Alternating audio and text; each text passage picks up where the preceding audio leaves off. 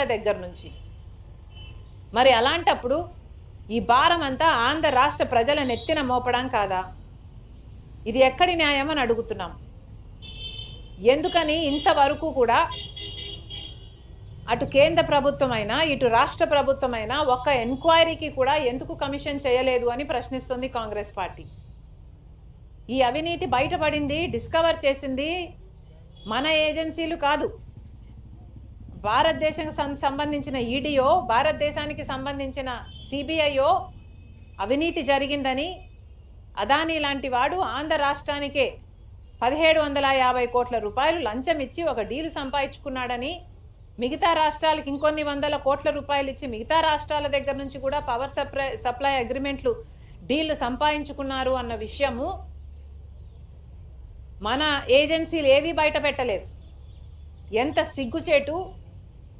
ఇక్కడ మన దేశంలో జరిగిన అవినీతి ఎక్కడో అమెరికాలో బయటపడింది. ఇక్కడ ఎందుకు బయటపడలేదు? ఇక్కడ ఎందుకు డిస్కవర్ చేయలేకపోయారు?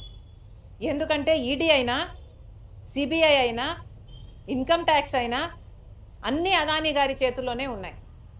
ఎలక్షన్ కమిషన్ అయినా, ఆఖరికి ఏ ఏజెన్సీ తీసుకున్నా, ఆర్బీఐ అయినా, ఏ ఏజెన్సీ తీసుకున్నా ఈరోజు అన్ని మోడీ గారు తన గుప్పెట్లో పెట్టుకొని ఉన్నాడు. ఎంత సిగ్గుచేటు! మన దేశంలో ఈ అవినీతి డిస్కవర్ చేయలేకపోయాం. ఎక్కడో పరాయి దేశంలో అమెరికాలో ఇంత అవినీతి జరిగింది అని ప్రపంచానికి తెలిస్తే, ప్రపంచం ఇప్పుడు ఆంధ్ర రాష్ట్రంలో మన భారతదేశంలో జరిగిన అవినీతి గురించి మాట్లాడుకుంటుంది అంటే ఇది సిగ్గుచేటు కాదా? మన దేశం పరువు అదానీ గారు తీస్తే రాష్ట్ర పరువు జగన్మోహన్ రెడ్డి గారు తీశారు. ఈరోజు అంతర్జాతీయ స్థాయిలో అదానీ అవినీతి గురించి, జగన్మోహన్ రెడ్డి గారి అవినీతి గురించి, మిగతా ముఖ్యమంత్రుల గురించి, ఎవరైతే డబ్బులు తీసుకున్నారో వీళ్ళ అవినీతి గురించి అంతర్జాతీయ స్థాయిలో మాట్లాడుతున్నారు. మరి ముఖ్యంగా అవినీతి 2100 కోట్లు ఇస్తే 86% అంటే 1750 కోట్ల రూపాయలు అప్పుడు ముఖ్యమంత్రి జగన్మోహన్ రెడ్డి గారికే ఇచ్చామని సాక్ష్యాలు, ఆధారాలతో సహా ఈ ఏజెన్సీలన్నీ అక్కడ అన్ని సేకరించిన తర్వాత ఛార్జ్ షీట్ కూడా ఫైల్ చేసి ట్రయల్కు వాళ్ళు రెడీ అవుతున్నారు. అక్కడేమో ఇంత ఆధారాలు, సాక్ష్యాలు ఉండి వాళ్ళు ట్రయల్ కూడా రెడీ అవుతుంటే, ఇక్కడ మనం కనీసం అవినీతి జరిగింది అని మాట్లాడడానికి కూడా కేంద్ర రాష్ట్ర ప్రభుత్వాలు సంకోచిస్తున్నాయంటే ఎందుకు అని అడుగుతున్నాం. ఈరోజు కేవలం చంద్రబాబు గారు బీజేపీతో కూటమి కట్టారు కాబట్టి, అదానీ బీజేపీ మనిషి కాబట్టి ఈరోజు మాట్లాడడానికి కూడా భయపడుతున్నారు అంటే ఇక మీరు వీళ్ళ మీద యాక్షన్ తీసుకుంటారు అన్న నమ్మకం మీరు ప్రజలకు ఎలా కలిగిస్తారు? మీ మూడును చూస్తుంటే మీరు కనీసం అదానీ అన్న పేరును కూడా ఉచ్చరించడానికి మీరు భయపడుతున్నారు అంటే ఇక మీరు ఈ అవినీతి మీద ఏ యాక్షన్ తీసుకుంటారు అని ప్రజలకు ఎలా నమ్మకం కలిగిస్తారు? అసలు మీరు యాక్షను, ఎంక్వైరీ చేయకపోతే, యాక్షనే తీసుకోకపోతే ఇక ఈ డీలు క్యాన్సిల్ అవుతుంది అన్న నమ్మకం ప్రజలకు ఎలా కలుగుతుంది? ఈ డీలు క్యాన్సిల్ అవ్వకపోతే ఈ డీల్లో నష్టపోయేది ఎవరండి? ప్రజలు కదా. ఈ బిల్లులు కట్టాల్సింది ప్రజలు కదా.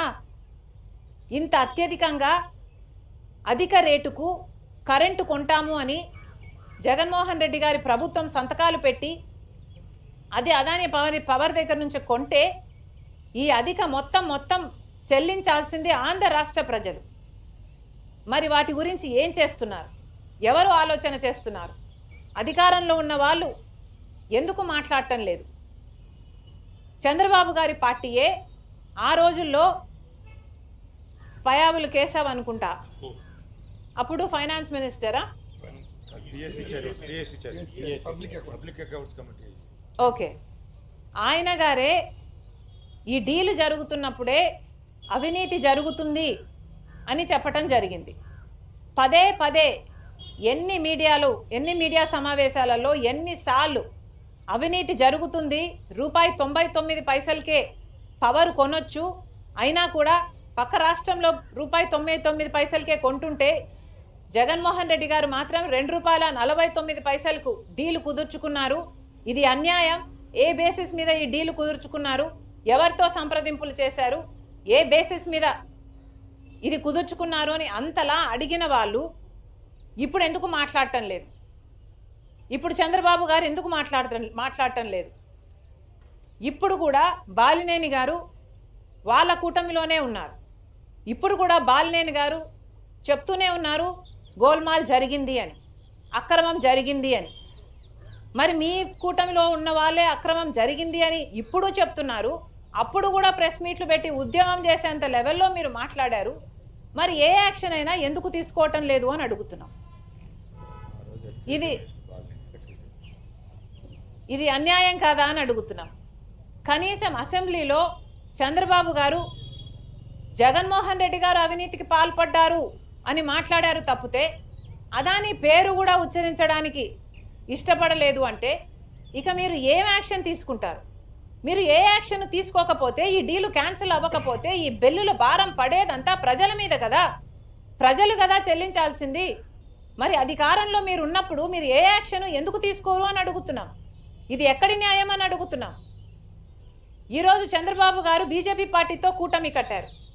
ఇక్కడ అసెంబ్లీ లెవెల్లో అసెంబ్లీలోనే మీరు మాట్లాడలేదు అంటే, ఇక్కడ స్టేట్ లెవెల్లోనే మీరు ఏ యాక్షన్ తీసుకోవడం లేదు అంటే, ఇక సెంటర్లో పార్లమెంటు జరుగుతుంది ఒక పక్క, అక్కడేమో కాంగ్రెస్ పార్టీ అదాని అవినీతి గురించి పోరాటమే చేస్తుంది. జాయింట్ పార్లమెంటరీ కమిటీ ఎంక్వైరీ చేయాలి అని అడుగుతుంది. మీరు కనీసం అక్కడ మీ ఎంపీలు ఉన్నారు, మీరు అక్కడ మద్దతు ఇవ్వరు, ఇక్కడ మాట్లాడరు. మరి ఏమిటి మీ వైఖరి అని అడుగుతున్నాం. అదానిని మీరు కూడా నెత్తిన పెట్టుకుంటున్నారనే కదా అర్థము. జగన్మోహన్ రెడ్డి గారు ఆంధ్ర రాష్ట్రాన్ని అదాని రాష్ట్రంగా చేశారు. ఒక బ్లాంక్ చెక్ లాగా అదాని గారికి ఆంధ్ర రాష్ట్రాన్ని ఇచ్చే ప్రయత్నం చేశాడు జగన్మోహన్ రెడ్డి గారు. ఒక్క సోలార్ పవర్ డీల్లోనే 1750 కోట్ల రూపాయలు జగన్మోహన్ రెడ్డి గారికి లంచం వచ్చింది అని ఇప్పుడు బయటపడింది. కానీ గంగవరం పోర్టు 10% గవర్నమెంట్ వాటాని జగన్మోహన్ రెడ్డి గారు అప్పనంగా 9,000 కోట్ల రూపాయలు విలువ చేస్తే అదాని గారికి 640 కోట్లకే అమ్మేశారు. ఇది అన్యాయం కాదా? రాజశేఖర్ రెడ్డి గారే 30 ఏళ్ళకు ఆ పోర్టు మళ్ళీ ప్రభుత్వం చేతుల్లోకి రావాలి అని అంటే 15 ఏళ్ళు గడిచేపోయాయి. ఇంకో 15 ఏళ్లలో ఆ పోర్టు ప్రభుత్వం చేతుల్లోకి వచ్చేది. ఆ వీలే లేకుండా చేశాడు జగన్మోహన్ రెడ్డి గారు. మరి అలాంటి దాంట్లో ఎంత లంచం వచ్చుండాలి జగన్మోహన్ రెడ్డి గారికి? మరి ఇవేవి ఎంక్వైరీ చేయాల్సిన అవసరం లేదా? అవినీతి ఎంత జరిగింది, ఎక్కడ జరిగింది అని, అన్యాయం జరిగింది అని మీరు తెలుసుకోకపోతే ఆ డీలు ఎలా క్యాన్సిల్ చేస్తారు? ఆ డీలు క్యాన్సిల్ చేయకపోతే మరి ప్రజలకు అన్యాయం చేసిన వాళ్ళు కారా మీరు? మిమ్మల్ని ఓట్లేసి గెలిపించింది ప్రజలైనప్పుడు. మళ్ళీ చెప్తున్నాం, అన్యాయం జరిగింది, అక్రమం జరిగింది, క్రైమ్ జరిగింది అని అమెరికా వాళ్ళు చెప్తున్న, అక్రమం జరిగింది, క్రైమ్ జరిగింది అని అమెరికా వాళ్ళు